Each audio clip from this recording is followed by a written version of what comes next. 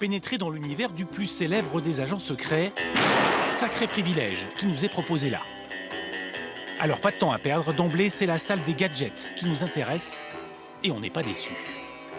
Si on est fan de Bond, on est comme un lapin dans un champ de carottes, hein, j'ai envie de vous dire.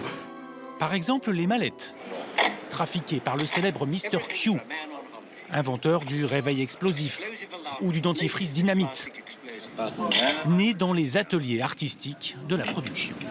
Ça, c'est le modèle original, c'est celui du film qui date de 1963.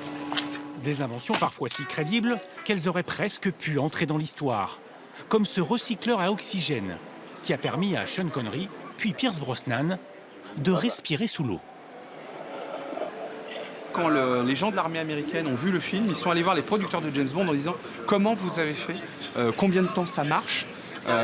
Et en fait, les producteurs de James Bond ont dit « Ça marche le temps que vous pouvez retenir votre respiration. » Factice, évidemment.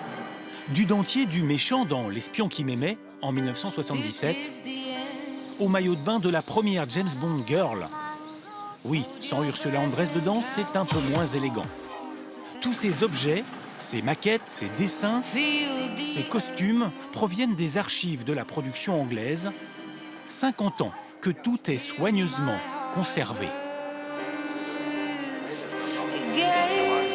C'est une excellente ressource pour les étudiants en cinéma, par exemple. Ça montre l'évolution des techniques de fabrication, des films d'action et des James Bond en particulier. On vous octroie cette Aston Martin DB5. Évidemment, une expo Bond ne saurait exister sans la mythique Aston Martin. Un modèle fabriqué à 10 exemplaires, uniquement pour le film. Les fans devraient ainsi y trouver leur compte, même si l'entrée est tout de même à 22 €. On en a pour son argent. Parole de Bond.